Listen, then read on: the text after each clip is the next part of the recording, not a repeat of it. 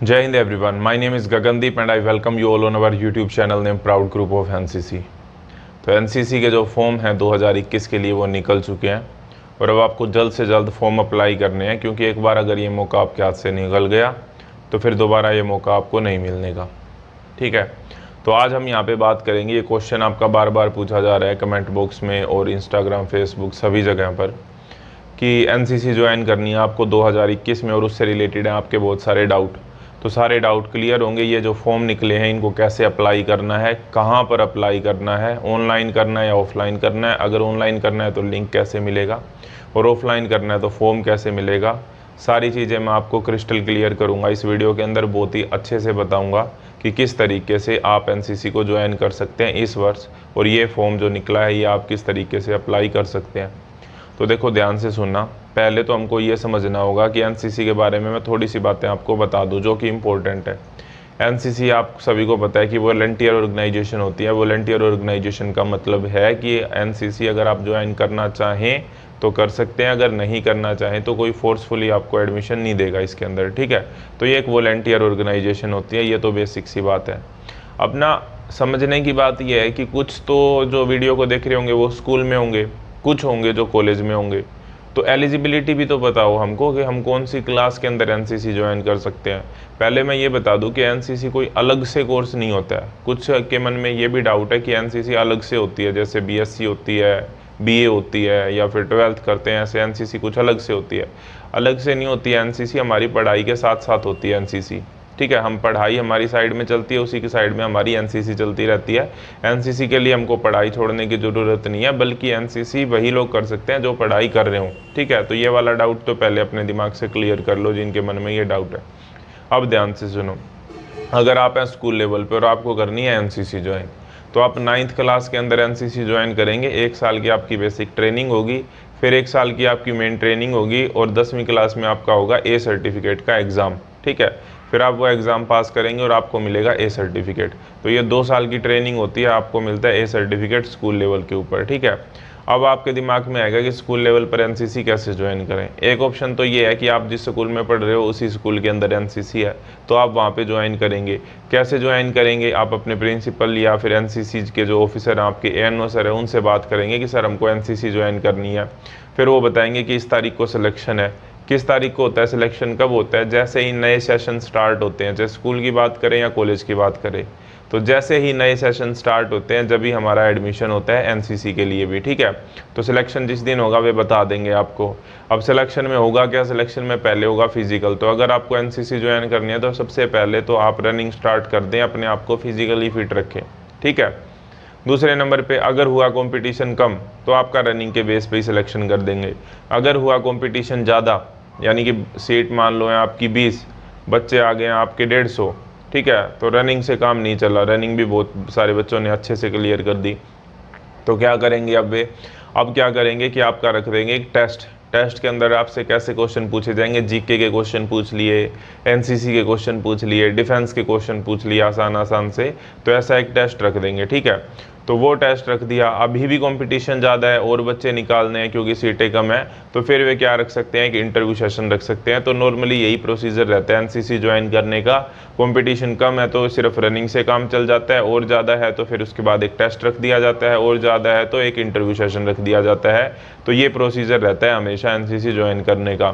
अब क्वेश्चन आता है कि सर हमारे स्कूल में तो एनसीसी है ही नहीं, हम कैसे एनसीसी ज्वाइन करें। तो आप क्या करो, आपके आसपास के किसी स्कूल में अगर एनसीसी है तो वहाँ पे जाके बात करो, अपने स्कूल वालों से भी बात करो। अगर वे आपको परमिशन देते हैं और अगले स्कूल वाले भी आपको परमिशन देते हैं तो वहाँ के आप सिलेक्शन प्रोसीजर में पार्टिसिपेट करके एनसीसी ज्वाइन कर सकते हैं।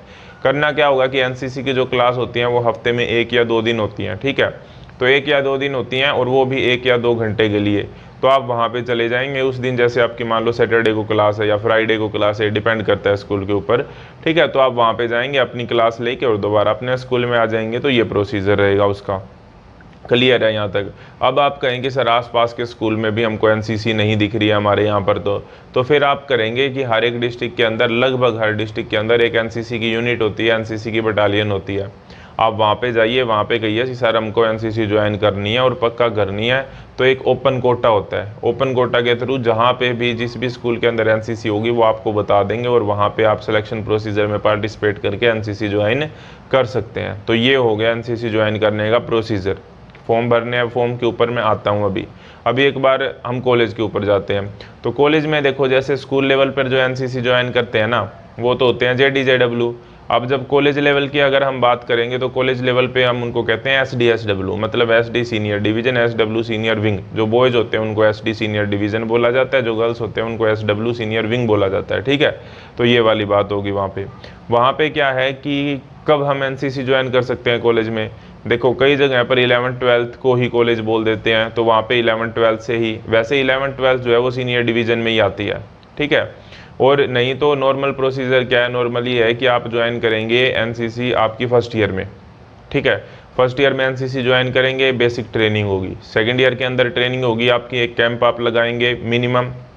आपका B सर्टिफिकेट का एग्ज़ाम होगा। B सर्टिफिकेट एग्ज़ाम में जब आप पास कर देंगे तो आपका थर्ड ईयर होगा। थर्ड ईयर के अंदर आपकी ट्रेनिंग होगी 1 साल की, एक कैंप आप मिनिमम लगाना पड़ेगा आपको। CATC आप चाहे लगा लेना, और फिर आपकी थर्ड ईयर के अंदर आपका होगा NCC C सर्टिफिकेट का एग्ज़ाम, और फिर आपको फाइनली NCC का C सर्टिफिकेट मिल जाएगा। बात समझ में आ गई है यहाँ तक। अब क्वेश्चन आता है कि सर क्या हम सेकेंड ईयर के अंदर NCC ज्वाइन कर सकते हैं।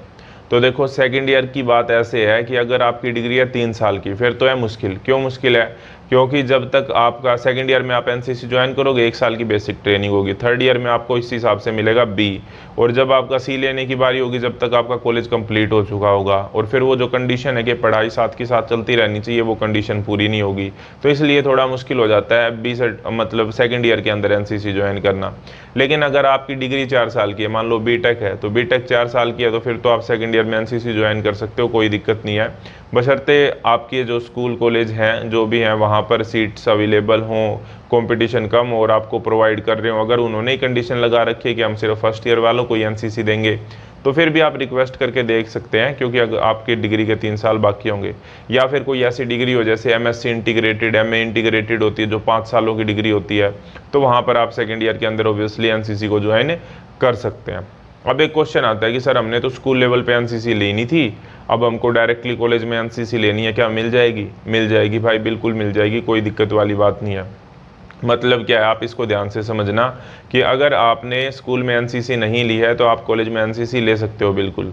यानी कि अगर आपके पास A सर्टिफिकेट नहीं है तो आप B सर्टिफिकेट ले सकते हो, डायरेक्टली B सर्टिफिकेट में एडमिशन ले सकते हो। लेकिन अगर आपने B नहीं किया तो डायरेक्टली C नहीं दे सकते, इस बात का ध्यान रखना है, ठीक है। अगर A नहीं किया तो B का एग्ज़ाम दे सकते हो, लेकिन B नहीं किया तो C का एग्ज़ाम नहीं दे सकते। C सबसे होता है इम्पोर्टेंट, ये बात आपको ध्यान में रखनी है। एक इम्पोर्टेंट बात मैं इसके बीच में बता दूं, फिर मैं आपको बताता हूं कि फॉर्म वगैरह कैसे आपको अप्लाई करना है। तो इम्पोर्टेंट बात पता है क्या? इम्पोर्टेंट बात है ये कि ये जो चैनल है जिसके ऊपर आप वीडियो देख रहे हो, इसका नाम है प्राउड ग्रुप ऑफ एनसीसी। तो इस चैनल को सब्सक्राइब ज़रूर कर लें, क्योंकि जब आप एनसीसी को ज्वाइन कर लेंगे, जब आप एनसीसी में सिलेक्ट हो जाएंगे, तो इसी चैनल के ऊपर आपको सारी वीडियो मिलेंगी। आगे कैंप कैसे होते हैं, कोई भी इन्फॉर्मेशन, आपका B का एग्ज़ाम के अंदर A ग्रेड कैसे लेनी है, C के एग्ज़ाम में A ग्रेड कैसे लेनी है, जो भी पढ़ाई होती है सारी की सारी एनसीसी की थ्योरी क्लासेस आपको यहीं पे रेगुलरली मिलती रहेंगी। तो चैनल को सब्सक्राइब करना तो बिल्कुल ना भूलें, और लाइक शेयर तो करें ही करें। अब बात यहाँ पर आती है फॉर्म की। फॉर्म से पहले मैं एक इम्पॉर्टेंट बात आपको और बता दूं, हालांकि एक वीडियो मैंने उसके लिए स्पेशल बनाई भी है कि एनसीसी 3 तरह की होती है। जैसे हमारी आर्मी, नेवी और एयरफोर्स होती है ना डिफेंस में, इसी तरीके से एनसीसी भी 3 तरह की होती है। आर्मी विंग, नेवल विंग होगी और एयर विंग होगी। तो अगर आपने डिसाइड कर रखा है कि आपको आर्मी में ही जाना है तो आर्मी विंग ले, नेवी में जाना है तो नेवी विंग ले, नवल विंग ले, और एयरफोर्स में जाना है तो एयर विंग ले। क्योंकि आर्मी में जो ट्रेनिंग होती है वो आर्मी स्पेसिफिक होती है, आर्मी पर्सनल के साथ ही आपकी ट्रेनिंग होगी, वही जैसा आपको एनवायरनमेंट मिलेगा। नेवी विंग के अंदर आपको नेवी ऑफिसर के साथ ट्रेनिंग होगी, आपके जो सब्जेक्ट होंगे वो भी नेवी स्पेसिफिक होंगे। और अगर आप एयर विंग ज्वाइन करते हैं तो आपकी जो ट्रेनिंग होगी वो एयर पर्सनल के साथ होगी, और आपको जो पढ़ाया जाएगा वो भी एयरफोर्स स्पेसिफिक पढ़ाया जाएगा।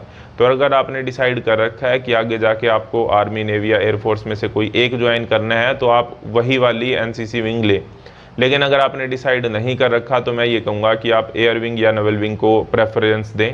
इसका रीज़न मैंने उस वीडियो में यही बताया था कि जिस तरीके से आप साइंस लेते हैं, 11th-12th में साइंस ले लिया आपने, तो आपके पास ऑप्शन है, आपको बीएससी करनी है बीएससी करो, बीटेक करनी है बीटेक करो, आपका आर्ट करने का मन है, बीए करने का मन है तो आप बीए कर लो। लेकिन अगर आपने ले ली 11th-12th के अंदर आर्ट्स तो अब आप बीएससी नहीं कर सकते। सेम चीज़ है कि अगर आपने कर ली आर्मी से एनसीसी का सी सर्टिफिकेट ले लिया, तो आपको पता होगा कि जब हमारे पास एनसीसी का सी सर्टिफिकेट होता है ना, तो हमको मिलती है डायरेक्ट एंट्री। डायरेक्ट एंट्री का क्या मतलब कि हमको एग्ज़ाम नहीं देना पड़ता, सीधी एसएसबी आती है। एसएसबी अगर वो इंटरव्यू क्लियर हो जाता है, मेडिकल क्लियर हो जाता है, तो हम सेना के अंदर सीधे कमीशन्ड ऑफिसर बन सकते हैं, लेफ्टिनेंट के इक्विवेलेंट। ठीक है, ये चीज़ है यहाँ पे। अब आर्मी की अगर आप भर्ती देखते हैं, आर्मी की अगर आप डायरेक्ट एंट्री देखते हैं आर्मी वाले सर्टिफिकेट से तो देख पाएंगे। लेकिन अगर आपने आर्मी का सी सर्टिफिकेट कर रखा है और आप कहें कि मेरे को एयरफोर्स की डायरेक्ट एंट्री में जाना है, एयरफोर्स में ऑफिसर बनना है बिना एग्जाम दिए, तो वो आप नहीं बन पाएंगे। लेकिन अगर आपके पास है एयरफोर्स का सी सर्टिफिकेट तो आप एयरफोर्स की तो देख ही सकते हैं। जैसे साइंस वाले बीएससी तो कर ही सकते हैं, बीए भी कर सकते हैं, इसी तरीके से एयरफोर्स वाले एयरफोर्स की तो देख ही सकते हैं डायरेक्ट एंट्री। उसके अलावा वे आर्मी के लिए भी जाना चाहें तो वहाँ पे भी जा सकते हैं। बात समझ में आ रही है आपको? तो इसीलिए मैं कहता हूँ कि एयरफोर्स की जो विंग है, एयर विंग है या फिर नेवल विंग है, उसको प्रीफ्रेंस दें। अगर आपने डिसाइड कर रखा है कि आपको सिर्फ डिफेंस में जाना है, चाहे वो आर्मी हो, नेवी हो या एयरफोर्स हो, तो उसके ज़्यादा बेनिफिट होंगे आपको। 3 साल वही लगने हैं, आपके ट्रेनिंग वहीं होनी है, सी का एग्ज़ाम उसमें भी देना है, इसमें भी देना है, तो आप प्रीफ्रेंस उसको दे सकते हैं। मेरे हिसाब से ये मेरा ओपिनियन है, बाकी आप अपने सीनियर्स के साथ सलाह मशवरा कर सकते हैं। अब बात करते हैं फॉर्म की। देखो फॉर्म का मैं बताता हूँ। Form directorate wise, district wise या फिर group wise, battalion wise depend करते हैं। कहीं पे फॉर्म ऑफलाइन होते हैं, कहीं पे फॉर्म ऑनलाइन होते हैं।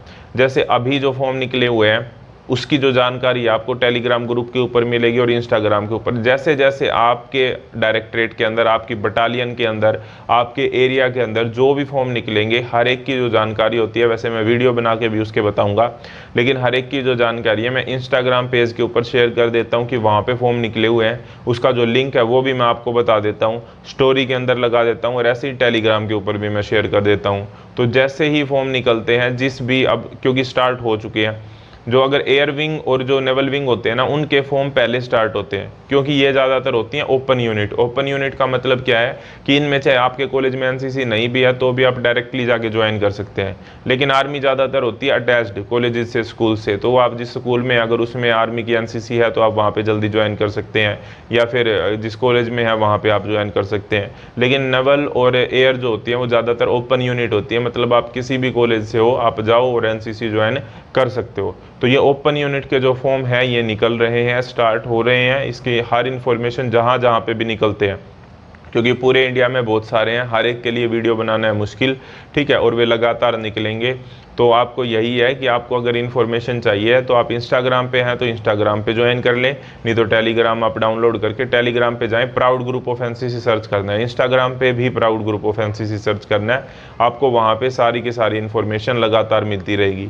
मेरे हिसाब से अभी आपका कोई डाउट बचा नहीं होगा एनसीसी ज्वाइन करने से रिलेटेड, लेकिन अभी भी आपका अगर कोई डाउट बचा है तो कमेंट बॉक्स आपके लिए है। आप कमेंट बॉक्स में ज़रूर बताएं कि आपका डाउट क्या है, उसी टॉपिक के ऊपर मैं वीडियो बना के आपको बता दूंगा।